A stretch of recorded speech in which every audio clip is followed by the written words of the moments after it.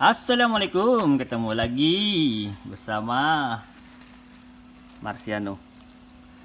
Malam ini kita lagi nyuling jahe. Ya, jahe ini dari keluarga Zingiberaceae. Di sini yang kita suling itu jahe emprit, tapi ini kecampuran jahe merah. Tapi alhamdulillahnya sudah dipisahin sama teman-teman. Ini jahe merah ya, jahe merah. Kenapa jahe merah? Ini kalau dipotek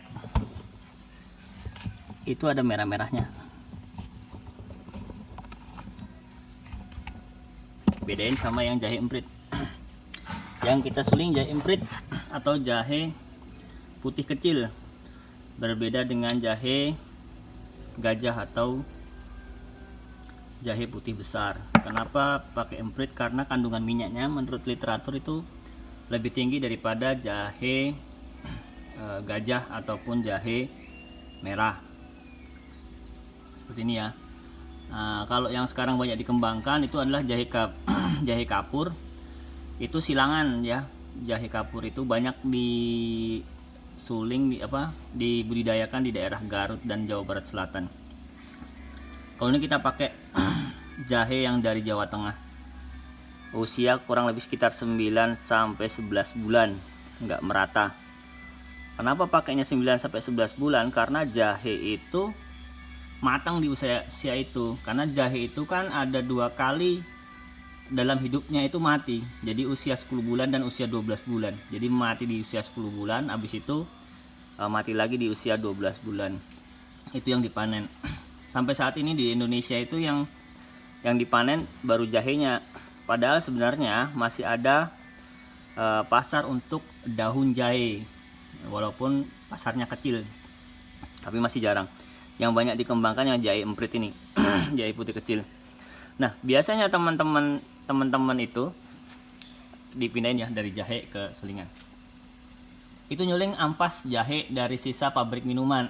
Karena apa? Karena kalau sekarang ini nyuling jahe yang fresh itu harganya naudzubillah min dzalik nggak masuk sama harga pasar, kecuali masuk ke retail atau pasar yang kecil-kecil. Kalau saat ini terakhir ini beli berapa? 20. Ini 20.000. Di pasar 20.000. Jadi kalau umpamanya di petani mungkin kisaran antara 15 sampai 18.000. Kalau rendemennya 0,6 kali 1 kintal udah nggak masuk. Harga jahe, minyak jahe fresh paling sekitar 2,3 2,5. Sudah sangat tidak masuk. Nah, ini warnanya seperti ini. Pale to yellow sebenarnya warnanya. Dan yang kita lakukan ini konsepnya adalah hidrodistilasi ya. Gampangnya direbus lah minyak si jahenya ini. Jadi jahe ini kita hancurkan, kita parut sampai jadi bentuk bubur, terus kita masukkan, tambahkan air sampai si jahe ini berenang-renang. Nah, ini hidrodistilasi, ini airnya full sampai sini ya, berenang-renang sampai sini. Nah, cukup tinggi kan? Ini sampai berenang-renang. Nah, ini minyaknya. Kelihatan kan? Nah, minyaknya. Distilasi ini tuh konsepnya konsep Denstruck ya. Saya buat waktu itu bareng teman. Jadi uapnya dikondensasi ke atas terus turun kembali. Ini konsepnya aslinya Denstruck. Ini yang apa namanya? Aparatusnya yang model lama. Masih nyambung. Kalau yang model baru yang begini bisa dicopot-copot. Nah, kalau mau pesen nanti lihat di deskripsi ya. Bisa buat nyuling apapun ini. Terutama cocok banget buat di sekolah-sekolah penelitian. Kalau skripsi minyak asin ini cepet ya. Nanti judulnya isolasi. Itu isolasi GCMS selesai lah 3 hari skripsi. Nah, kebetulan skripsi saya juga minyak jahe ini. Cuman perlakuannya waktu itu saya ada 54 perlakuan. Mulai dikukus, rebus, di steam, digeprek, di slice, dikeringkan, ampas, steam dan segala macam sampai 54 kali percobaan. Wah, itulah minyak jahe. Kalau ini fresh. Karena rencananya ini nanti masuk ke pasar retail. Mungkin per 10 mili nanti kisaran harga pirang gitu? Jahe 116an.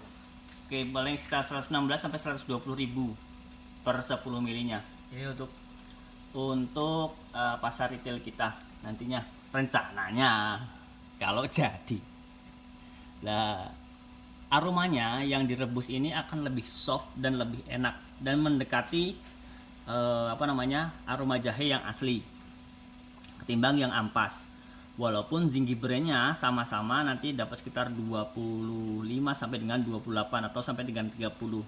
Tapi yang membedakan Velandren di sini kalau mau kita pakai hidrodistilasi itu tidak terlalu rusak, sehingga bau jahenya itu kentara sekali. Karena yang mempengaruhi aroma jahe itu adalah bukan zingiberan atau zingibrol, tapi beta Velandrennya yang mempengaruhi oh ini aroma jahe. Yang kedua ada aroma citrus, baik yang Z Zusamen atau yang E Engegen, itu juga mempengaruhi. Insya Allah kalau yang model seperti ini hidrodistilasi dengan kohbasi itu citralnya tidak terbuang terlalu banyak, sehingga baunya nanti note-nya itu herb tapi ada citrusnya karena ada kandungan citralnya, citral Z dan citral E. Waktu penyulingan minyak jahe ini sebenarnya kalau hidrodistilasi kohbasi ini sekitar 6 jam. Sama, yang ampas juga sama. Walaupun di lapangan kadang ada yang 8 jam sampai dengan 12 jam. Tapi rata-rata 6 jam sampai 8 jam aja. Seperti ini. Nah kalau yang jahe merah tadi ada minyaknya nih. Nah ini apinya sedang aja ya, nggak usah terlalu besar, cukup segitu aja. Ini udah bisa buat jualan. Ini ketel kita yang nomor 33. Kita ada 40 pot. Oke, maaf. Nah kalau ini minyak jahe ampas, jahe merah,